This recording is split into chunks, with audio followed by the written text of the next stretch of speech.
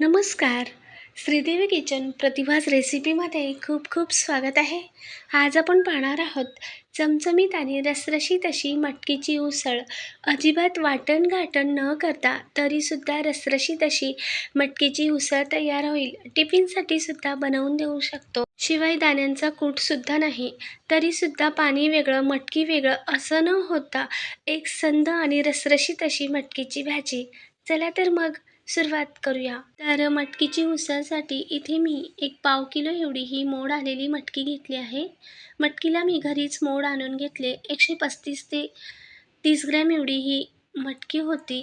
तर सकाळी पाण्यात अशी भिजवायला ठेवली. थोडंसं कोमट पाणी करायचं किंवा हंड्यातील पाणी घ्यायचं. थोडंसं कोमट असं असतं ते.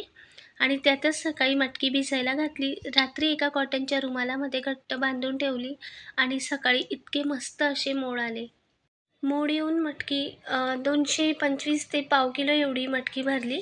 आता चिरण्याचे साहित्य पाहूयात. तर 2 मध्यम आकाराचे कांदे घेतले आहे. यासोबतच एक कढीपत्त्याची डहाळी, एक लसणाची गाठ, मुठभर अशी कोथिंबीर, एक मध्यम ते मोठ्या आकाराचा टोमॅटो. आता कांदा आपण चिरून घेऊयात. कांदा थोडासा बारीक चिरायचा. यासाठी मी इथे चॉपरमध्येच फिरवून घेते आहे, म्हणजे बारीक असा कांदा मग कट होतो. तर हे पहा, म्हणून सुरीने कापत असाल कांदा तर बारीक चिरून घ्या.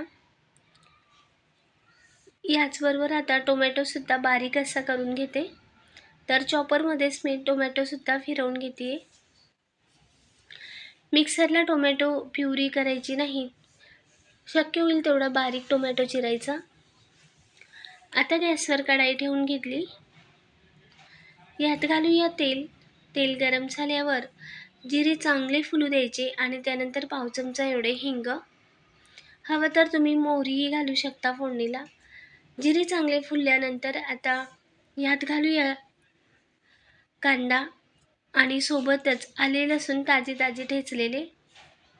गॅस मोठ्या आचेवर करून चांगलं कांदा आले लसूण पेस्ट फोडणी चांगली परतवून घेऊयात. कांद्याचा रंग बदलेपर्यंत चांगलंच हे परतवून घ्यायचा.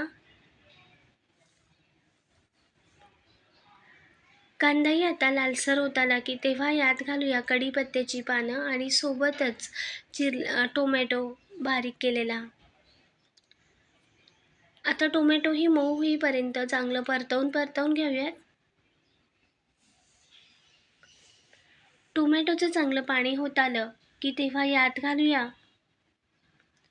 पावडर मसाले. अर्धा ते पाव चमचा एवढी हळद, सोबतच आवश्यकतेनुसार लाल मिरची पावडर किंवा 1 ते 1.5 चमचा एवढे लाल तिखट, अर्धा चमचा धने पावडर, अर्धा चमचा कांदा लसूण मसाला आणि अर्धा चमचा एवढा गरम मसाला.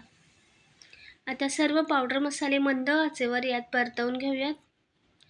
टोमॅटो आहे म्हणून मसाले करपणार नाहीत. तरीसुद्धा गॅस मंद आचेवर करून हे थोडेसे परतवून घेतले आणि अशी मसाले बाजूला करून आतमध्ये जागा करून यातच घालूया अर्धा ते 1 चमचा एवढे चणा डाळीचे पीठ.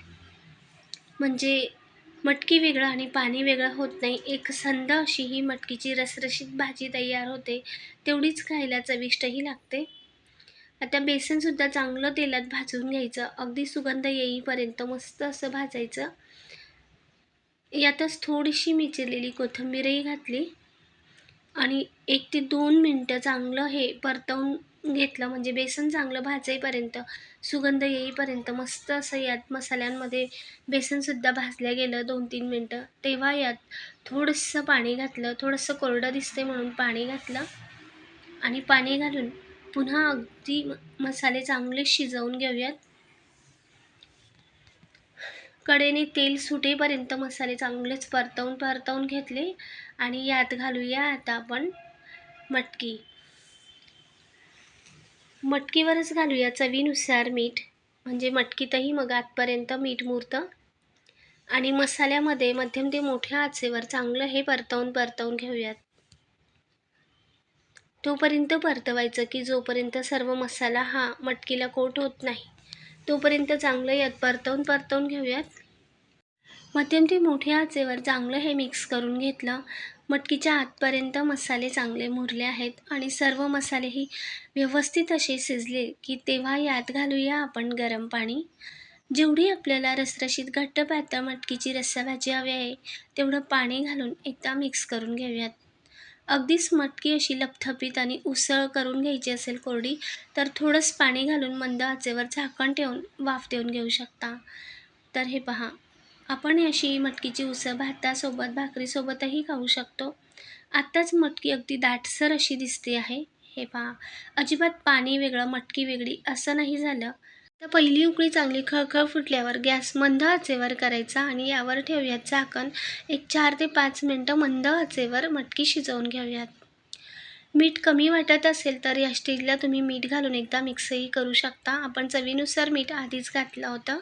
गॅस आता बंद केला, वरून भरपूर अशी चिरलेली कोथिंबीर घातली आणि गरमागरम रसरशीत अशी मटकीची उसळ सर्व्ह करूयात. अगदी चटपटीत आणि चमचमीत अशी ही मटकीची उसळ झाली आहे. चपातीसोबत, ज्वारीच्या भाकरीसोबत, भातासोबत, फुलक्यासोबतही खाऊ शकता. एवढी टेस्टी आणि मस्त लागते. शिवाय झटपटही तयार होते. वाटण-घाटण न करता, नाही आपण शेंगदाण्याचा कूट घातला, नाही सुके खोबरे, तरीसुद्धा रसरशीत आणि दाटसर अशी ही मटकीची उसळ तयार झाली. अगदी सोप्या पद्धतीने छोटंसं निवेदन. रेसिपी आवडल्यावर लाईक, शेअर, सबस्क्राईब नक्की करा. कमेंटद्वारेही सांगा. धन्यवाद.